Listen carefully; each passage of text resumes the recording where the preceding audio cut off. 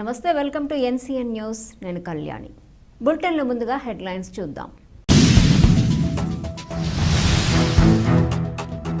రాజమహేంద్రవరం ప్రజలను రక్షించాలి.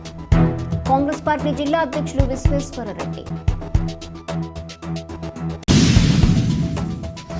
రాజమహేంద్రవరంలోని స్థానిక గోకవరం బస్టాండ్ వద్ద ఉన్న రాజమహేంద్రవరం మున్సిపల్ కార్పొరేషన్లో జరిగిన గ్రీవెన్స్ సెల్లో అడిషనల్ కమిషనర్కి తూర్పుగోదావరి జిల్లా కాంగ్రెస్ పార్టీ అధ్యక్షుడు డాక్టర్ టీకే విశ్వేశ్వరరెడ్డి ఆధ్వర్యంలో కాంగ్రెస్ పార్టీ నాయకులతో కలిసి రాజమహేంద్రవరంలో కుక్కలు, పందులు, కోతులు బెడద లేకుండా చేయాలని, భిక్షాటన చేయి వారి బెడద లేకుండా చేయాలని వినతిపత్రం ఇచ్చారు.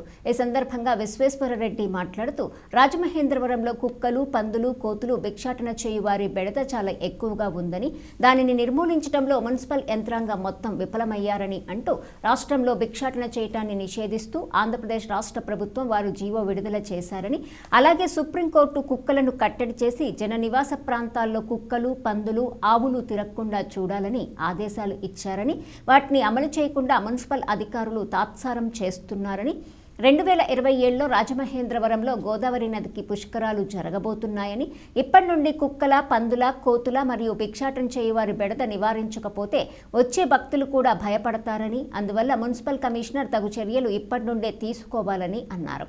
ఈ కార్యక్రమంలో పీసీసీ మాజీ సెక్రటరీ బెజవాడ రంగా, జిల్లా ప్రధాన కార్యదర్శి చిన్న మురళీకృష్ణ, నగర SC cell chairman Battina Chandrarao, జిల్లా doctor cell chairman doctor Rajasekhar, Suresh, Satish, Venkat, Srinu తదితరులు పాల్గొన్నారు.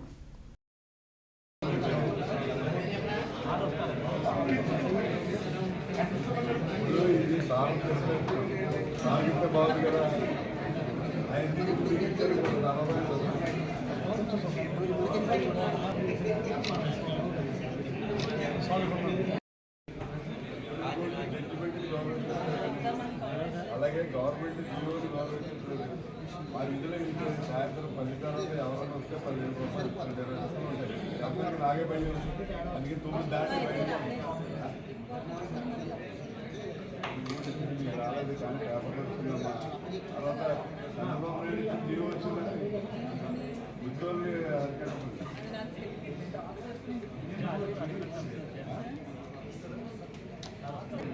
జీవో రాలేదు.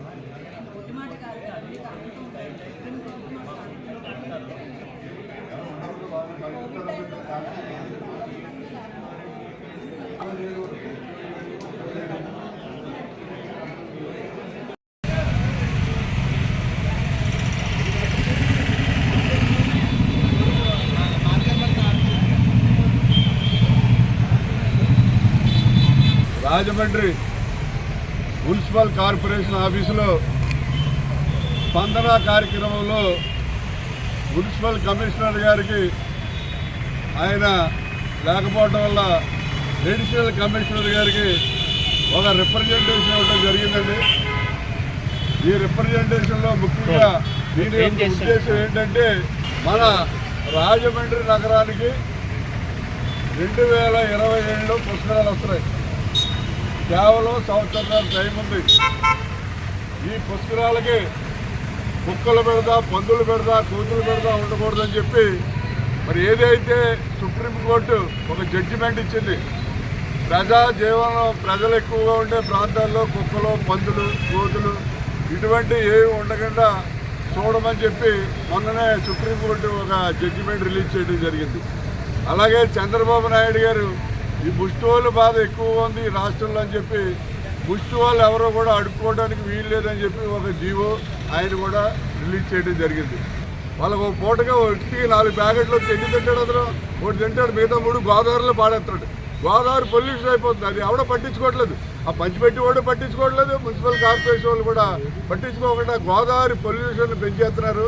అదేవిధంగా ఈ రాజమండ్రి నగరంలో మా వీధిలో అంటే సాయంత్రం 10 తర్వాత నేను వెళ్ళండి, ఎందుకంటే 20 కుక్కలు పడతాయి కూడా. అందు గురించి కుక్కల బాధ పడలేక 9కి దుకాణం ముచ్చి పడుకుంటుంది. అలాగా రాజమండ్రి టౌన్ అంతా కూడా కుక్కలు పెడుతుంది.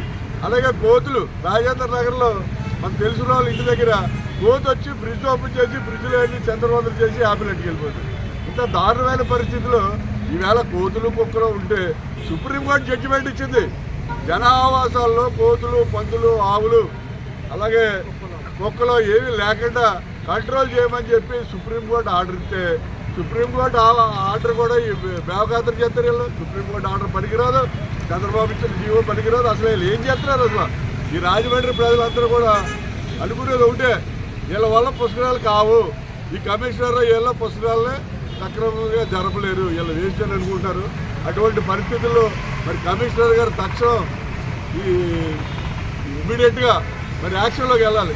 ఒకవైపు ఏమో గవర్నమెంట్ జీవో ఇచ్చి ముష్టివాళ్ళని బ్యాన్ చేయమంటే, ఇంకో వైపు నుంచి ఎస్పీ ఆఫీసులో టాప్ ర్యాంకులో ఉన్న వాళ్ళు వచ్చి ఆ ప్యాకెట్లు పంచి పెడతారు. వాళ్ళు ఎదుర్కొంటానే ముష్టివాళ్ళు గోదావరిలో పాడేస్తారు. ఇటువంటి పరిస్థితుల్లో రాజమండ్రిలో మరి ఈ కమిషనర్ మనకు అవసరమా అని చెప్పి నేను ప్రశ్నిస్తున్నాను.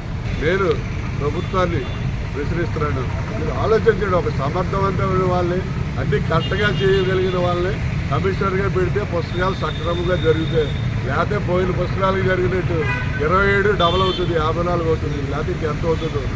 ఈ ముష్టి వాళ్ళలోనే మోర్ దెన్ 50% గంజాయి బ్యాచ్ ఉన్నారు. మోర్ దెన్ 50%లో మళ్ళీ థెఫ్ట్లో దొంగతనాలు చేసే వాళ్ళు ఉన్నారు. వీళ్ళందరూ కూడా ఉన్నారు ఈ ముష్టి వాళ్ళ బ్యాచ్లు. మరి వీళ్ళందరినీ కంట్రోల్ చేయకపోతే మీరు ఏ రకంగా పుస్తకాలు చేస్తారని చెప్పి ప్రశ్నిస్తూ దీనిపై తగిన చర్యలు తీసుకోవాలని చెప్పి ఈ రాష్ట్ర ప్రభుత్వాన్ని కోరుతున్నాను. జై కాంగ్రెస్, జై కాంగ్రెస్, జై జై.